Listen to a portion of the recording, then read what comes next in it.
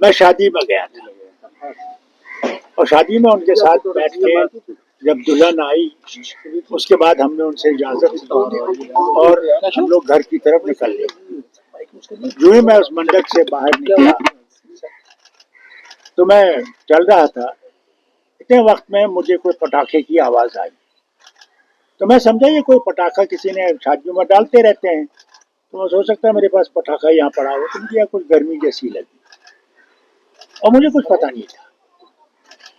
اتنا وقت میں انہوں نے مجھے جلدی جلدی گاڑی میں بٹھا دیا. جو انہوں نے مجھے گاڑی میں بٹھایا تو مجھے کہنے لگے جناب یہ تو ایک پستول تھا صاحب کے اس انسان کے پاس اور اس نے 2 گولیاں چلائی. دوسری گولی میں ہمارے جو ہمارے سیکورٹی والے بھی ہیں اور دوسرے انہوں نے کیا کیا کہ ایک نے اس کو ہاتھ بازو سے پیچھے کھینچنے کی کوشش کی تو اس سے وہ ڈی اسٹیبلائز ہو گیا، تو اس کا جو پستول ہے وہ اوپر اٹھ گیا. اتنے وقت میں سیکورٹی والے نے اس پستول کو اس کے ہاتھ سے پکڑ لیا، وہ گولی چل دی تھی. میں نے اتنا ہی سنا. اس کے بعد یہاں آ کے گھر میں مجھے کوئی بھی نہ میں اس آدمی کو جانتا ہوں نہ مجھے اس آدمی کو بالکل نہیں.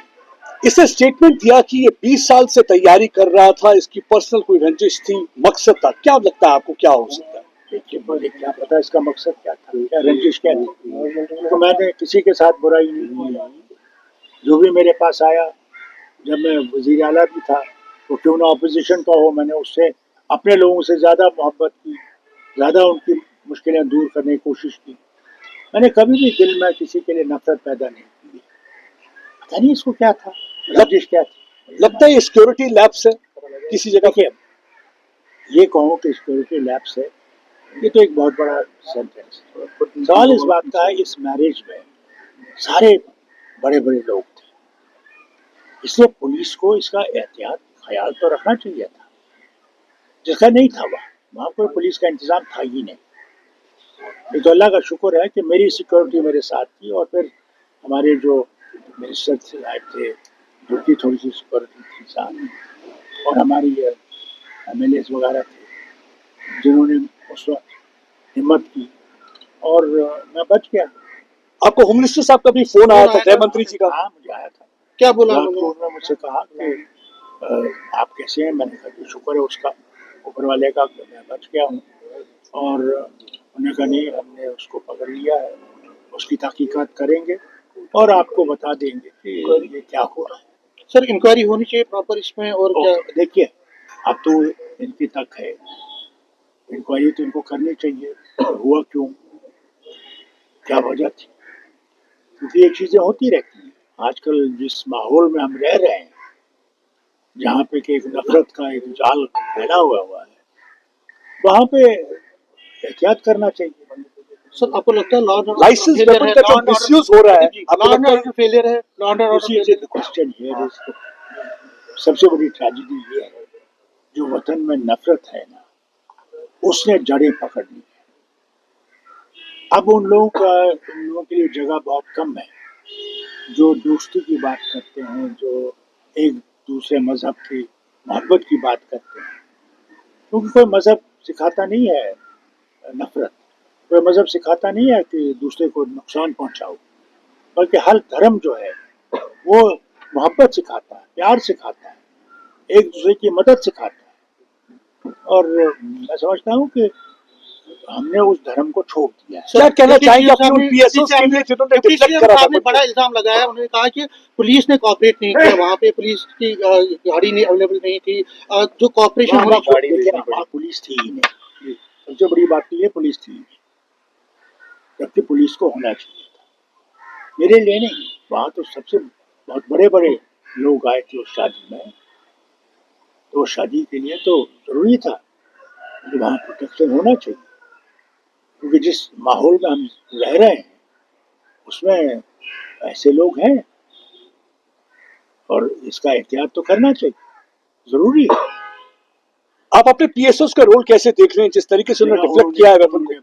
دیکھیے میرے پاس الفاظ نہیں ہیں. ایک جو میرے ساتھ جو لوکل پولیس بندے ہیں جو میرے ساتھ سیکورٹی میں ہیں، اس کے بعد جو این ایس جی ہے جو अपनी जान को सामने रखकर मुझे बचाने की कोशिश करते हैं। सर एक आपके आखिरी आपकी सवाल, पार्टी के सर, नेता डॉक्टर जो साहब, हैं, लीडर हैं, डॉक्टर साहब, लगातार टारगेट कर रहे हैं। कल शाम से जो ये घटना हुई है, लगातार टारगेट कर रहे हैं सेंट्रल गवर्नमेंट को, JNK LG एडमिनिस्ट्रेशन को, कह रहे हैं कि जो एक साजिश के तहत ये सब कुछ हुआ है और साजिश के तहत जाना चाहिए। देखिए, साजिश तो अब पता लग जाएगी, मगर मैं गुजारिश करूंगा दोनों सेंटर को भी और स्टेट के LG को भी कि ये जो बार बार ये कहते हैं कि माहौल बिल्कुल ठीक हो गया है, उन्हें ये देखना चाहिए क्या सचमुच माहौल ठीक हो गया है, कि माहौल क्या उस लायक हो गया कि हम लोग इज्जत से चल सकें। ठीक है, हमारी राय अलग होगी, मगर भारत जो है वो इंडिपेंडेंट नेशन है, सेकुलर नेशन है, इसमें हर एक की आवाज हो सकती है।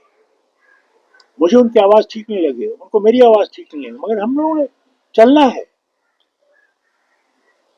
यही तो इस मुल्क की सबसे बड़ी चीज यही थी कि आप बात कर सकते थे। आज देखिए मीडिया क्या लिख सकता है ही नहीं। डॉक्टर साहब क्या है? एक सवाल रहेगा डॉक्टर साहब। कांग्रेस के प्रेसिडेंट खड़गे साहब ने कहा कि स्टेट ना होने की वजह से भी इस तरीके के हादसा पेश आते हैं। देखिए, सबसे बड़ी चीज ये है, एक इलेक्टेड गवर्नमेंट है और उस इलेक्टेड गवर्नमेंट के पास पावर नहीं है। ये कैसे हो सकता है? अगर इलेक्शन हुए, इलेक्शन में ये वादा किया गया कि साहब स्टेटहुड हम रिस्टोर करेंगे, आपकी मुश्किलों को दूर करेंगे। अब बताइए, इतने साल हो गए, कहाँ है वो स्टेटहुड जिसका वादा न सिर्फ इन्होंने पार्लियामेंट में किया बल्कि इन्होंने सुप्रीम कोर्ट में किया। तब तो ये आप हम पे उंगली उठा सकते थे। सर, स्टेट ना होने की वजह से भी क्या क्राइम बढ़ रहा है जम्मू कश्मीर के अंदर? देखिए, क्राइम जो है वो तो आप जानते हैं कितना है, सारे वतन में कितना है। और है, गरीबी बढ़ रही है, और जो अब हालत बन गई है दुनिया में ईरान की जंग से, उससे हम लोगों को और भी असर पड़ेगा। और सबसे बड़ी मुसीबत ये है कि गरीबी नहीं, मिडिल क्लास जो है, आप लोग जो है, क्या करेंगे आप? हर एक चीज का दाम चढ़ रहा है, आपके तेल का दाम चढ़ जाएगा, आपके गैस नहीं मिलेगी, क्या करेंगे? अब वो जमाने गए कि आप लकड़ी जला के चूल्हा जला सकते थे, वो तो जमाना गया।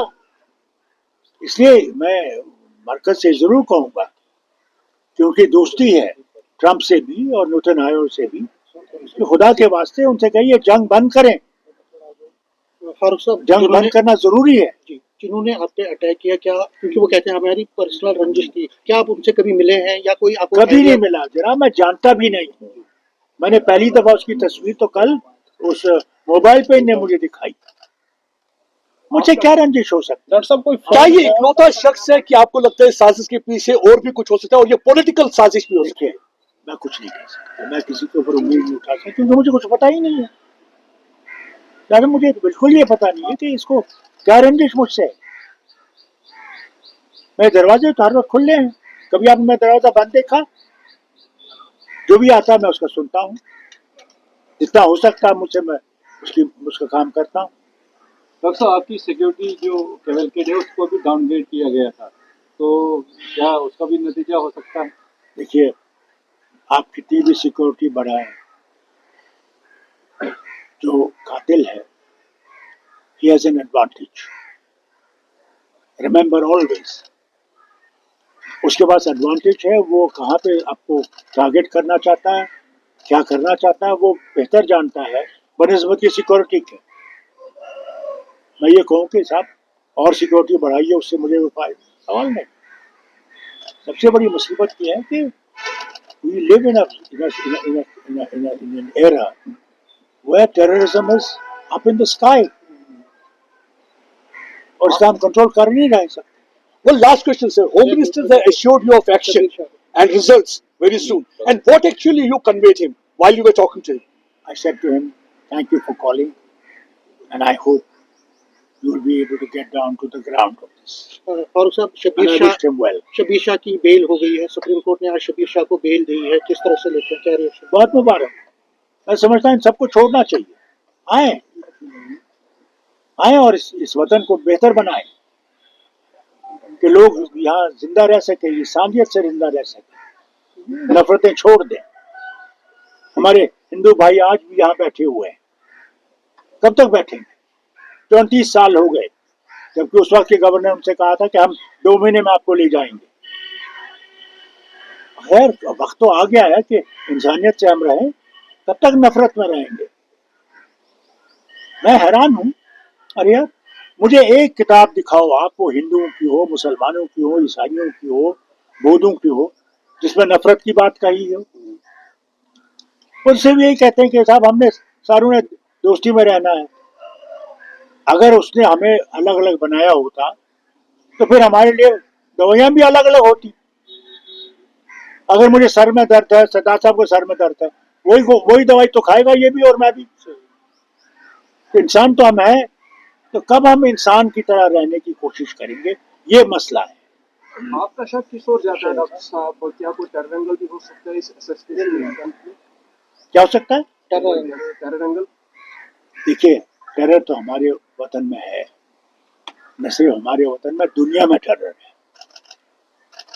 आज कहीं भी कुछ हो सकता है, किसी मुल्क में, जिसके लिए सारी दुनिया कोशिश कर रही है इसको खत्म करने की, और हो नहीं रहा। एक आखिरी सवाल सर, आपको लगता है कि जो यूनाइटेड स्टेट्स ऑफ अमेरिका और इजराइल है, अपने पॉलिटिकल ऑब्जेक्टिव जिस तरीके से वो कह रहे थे कि डिसमेंटल करेंगे रेजिम को, उसमें सक्सेसफुल हुए हैं या मिलिट्री ऑब्जेक्टिव में सक्सेसफुल हुए हैं? देखिए, मैं आपको कुछ बातें पीछे बताना चाहता हूँ। जवाहरलाल नेहरू का वक्त था, रूस के जबरदस्त दोस्त थे, और रूस की फौज जब ईरान में गई तो पहला शख्स जिसने रूस के खिलाफ बात की वो जवाहरलाल नेहरू था। उसने कहा रशिया को अपनी फौजें वापस ले जानी चाहिए। दूसरा, मनमोहन सिंह, जब एटॉमिक डील हो रही थी तो मनमोहन सिंह को वहां के प्रेसिडेंट ने टेलीफोन किया कि साहब हमें आपका वोट चाहिए। एक मसला था जिसपे उनकी वोट की जरूरत थी, नहीं तो आपकी जो न्यूक्लियर डील है उसमें अड़चन पड़ जाएगी। मनमोहन सिंह जी ने पता क्या कहा? This is a sovereign nation,